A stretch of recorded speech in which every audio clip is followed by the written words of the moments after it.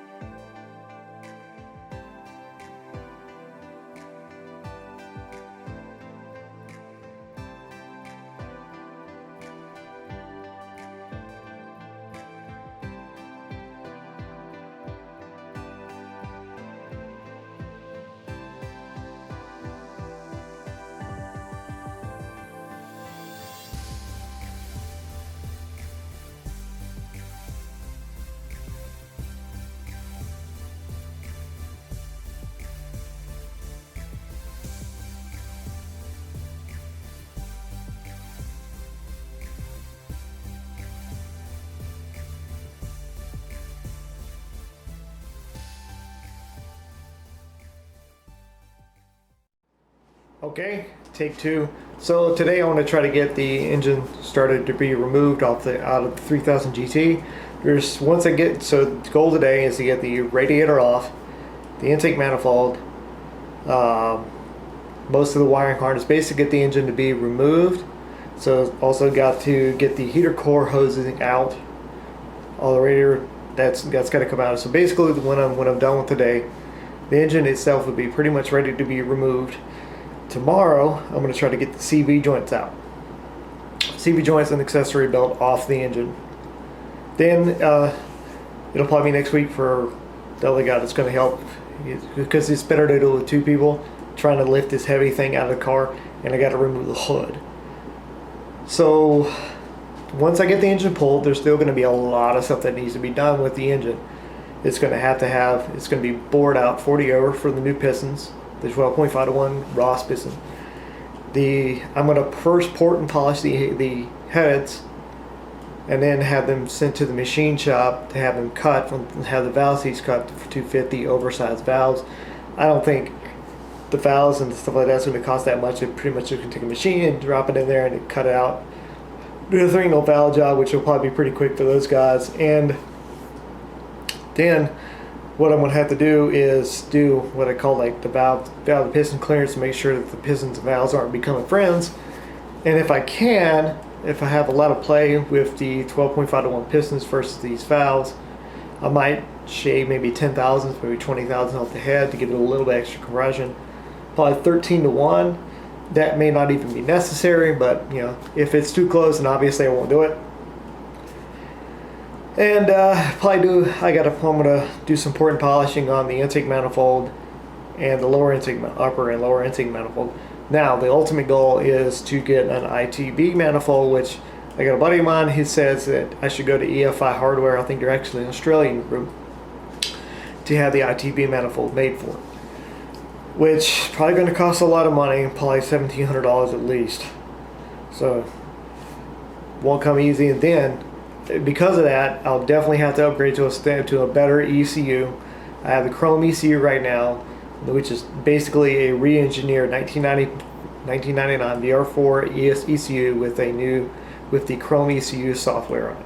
I'll have to go to at least the AM or something like that and go speed density, where basically your throttle bodies are just running off the map sensor. One map sensor to run off one throttle body to control, obviously, do the fuel control and stuff like that. So it'll be kind of difficult, and I don't think really anybody's done ITB so on a 3000 GT. So good luck finding anybody who will know how to tune it. I would probably be better. I mean, maybe somebody who knows how to tune the 3000 GT with ITBs. I don't know, or maybe you can just tune it like any other 3000 GT. But it's going to be weird because it's going to be like, well, at least the ECU will be in the AM version 2 that I want to get is pretty common. People know that software, so I don't think it'll be that bad to tune it. But it's going to be a weird car to do. I mean, maybe the guys who did Supras, like Brennan Taft, if you ever seen him, he has an ITB Supra, which most Supras, since they're built for turbos, not very many people mess with ITBs, but whatever. It was a pretty cool build too. But for this, I don't know exactly how hard it's going to be to make it, because I think the design I was going to use or try to work with was the 350Z ITBs from OBX, where they are a side draft ITB, where they kind of cross like this. The V on the 6G72 is not exactly wide, so there's not a lot of room there, and the offset are really close, so you're pretty much going to be butting up against each other for all 6 cylinders. So that's going to make that one a challenge, and then figuring out where I'm going to put the fuel rail on this ITB manifold. I mean, hopefully I can get the actual runners slightly long enough where I can actually have a little bit of room to put the fuel rail in, have that fitted into it. We were originally going to do this with a 3D printer, but we also have a guy that was willing to do an aluminum, and I'd rather do an aluminum. For one, I could polish it. I just kind of would rather do it with an aluminum. But first off, a first order business, we got to get the engine out.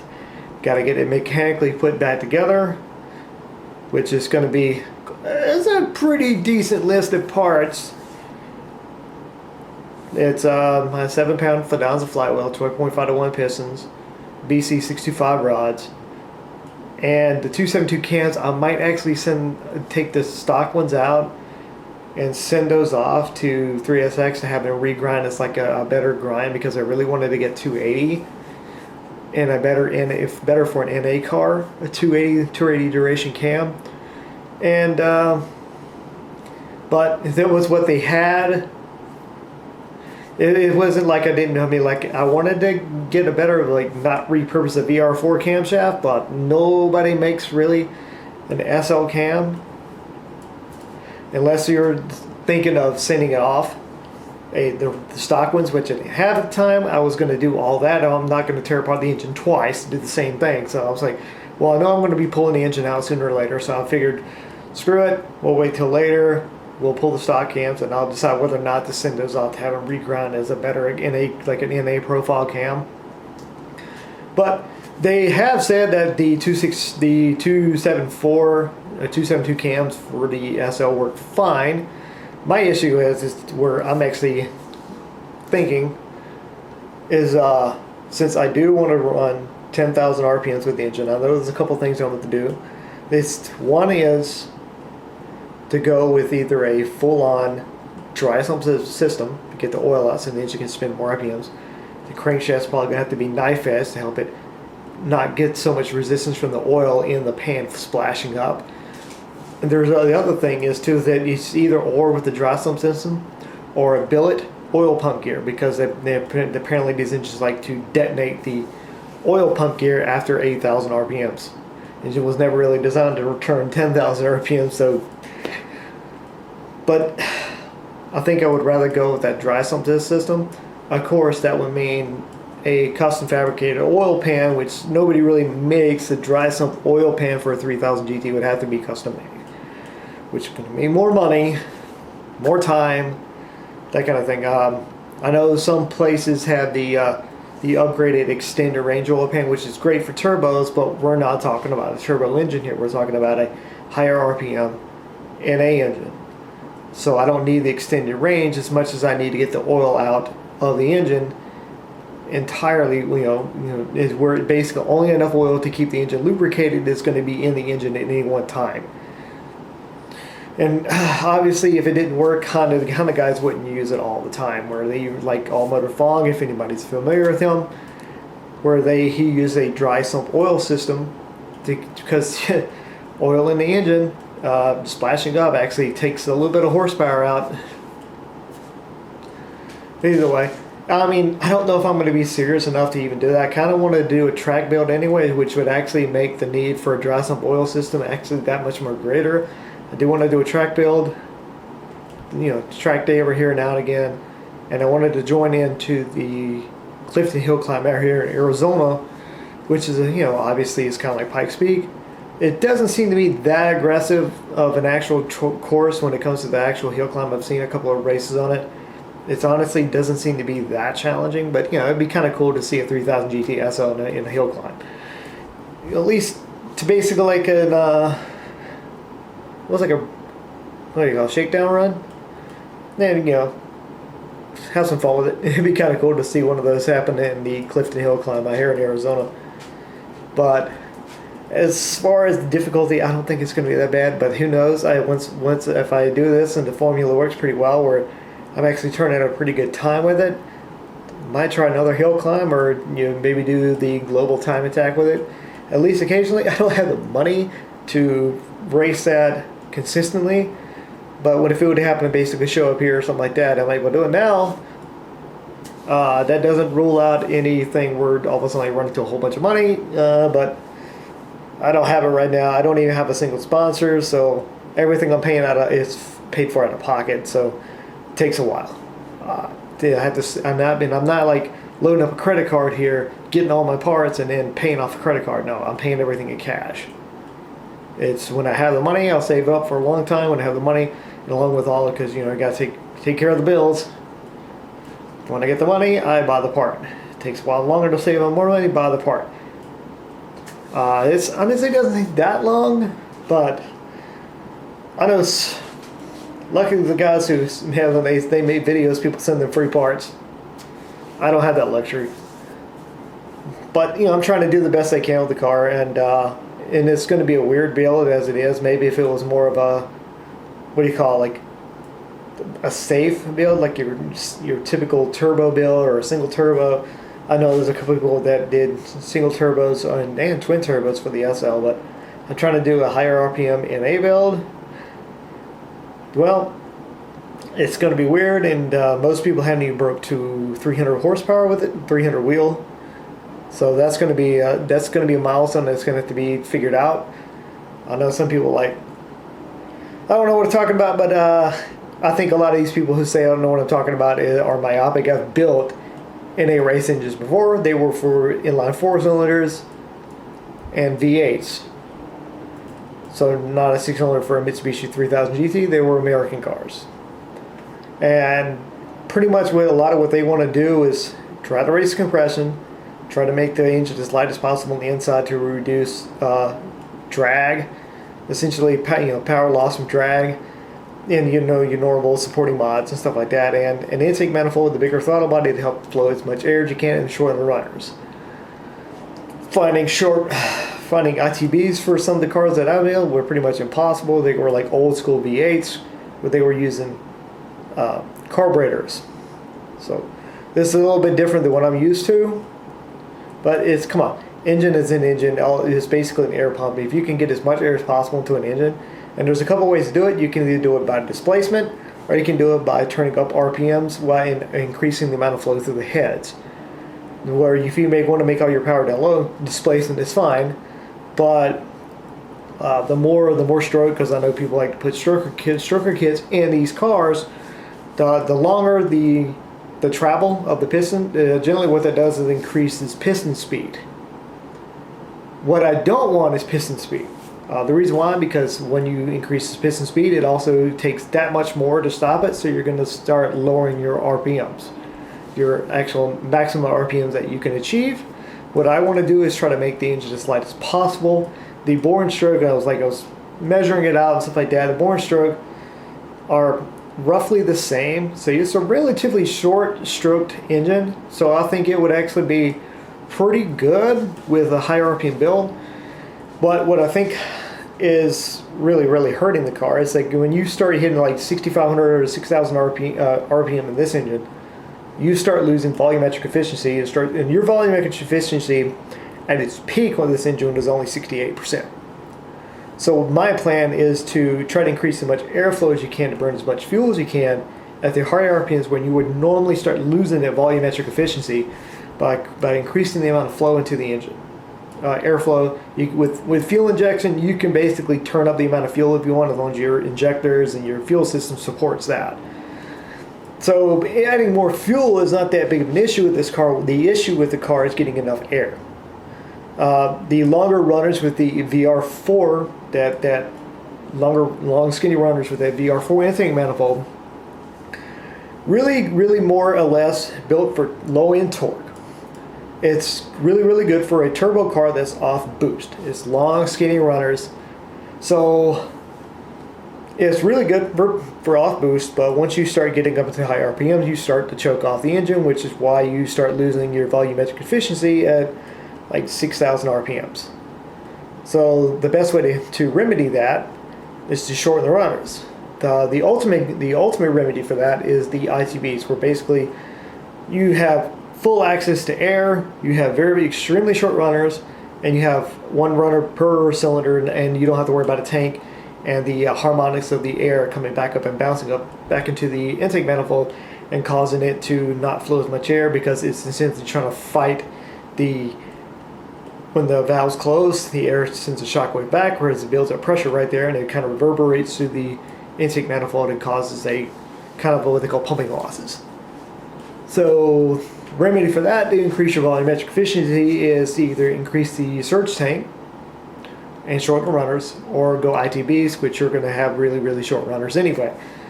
So that's my plan with the engine. I know some of the parts may not be optimal for the car, but when you're trying to buy parts for a car that most people don't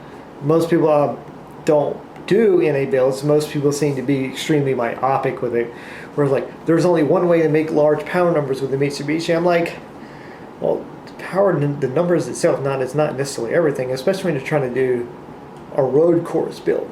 A road course build, you don't necessarily need all the horsepower. What you need is a consistent power band, a predictable and consistent power band. So you know when you're getting the power all the time. And it also helps with your handling. Obviously, I still need to get one crucial part in the drivetrain, which is limited slip differential. So while the engine is out, the transmission will also be out, and I'll probably go ahead and have that LSD put in. I don't exactly know anything about manual transmissions. I know a guy that said he could probably, if the transmission was out, he could put it in like 30 minutes. And it'll be a Quaife LSD, so I'm not exactly going to be worried about wasting money and buying one twice. But a Quaife LSD in there with that torque bias in there should be really good for what I want to do with it. Like I said, this car is not going to be built for its stupid high numbers. It's going to be built for a track day car. So it's going to have a roll cage. It's going to try to be as light as possible, and upgraded suspension, new sway bars, strut tower bars, stuff to make it handle better. And then we'll go out there and do the track day. Of course, I do plan on running it down the drag strip at least once, just to see what the improvements are on the acceleration. That's a good way to figure out how fast it is. But the goal of the car isn't to be fast. The goal in a straight line, the goal of the car is to be fast everywhere. And of course, because it's NA, and I do like driving the car down, in regular situations here, I do like the daily of the car. It doesn't have to be lots of creature comforts. I'm yanking the AC out. I don't even use it. I haven't used AC here in 7 years. But car that can still daily, but while I can still have fun at a track. And there is a couple of tracks out here. The Arizona Motorsports Park is the main one I'm looking at joining, along with the Clifton Hill Climb that I had mentioned earlier. So, with that being said, on to the video.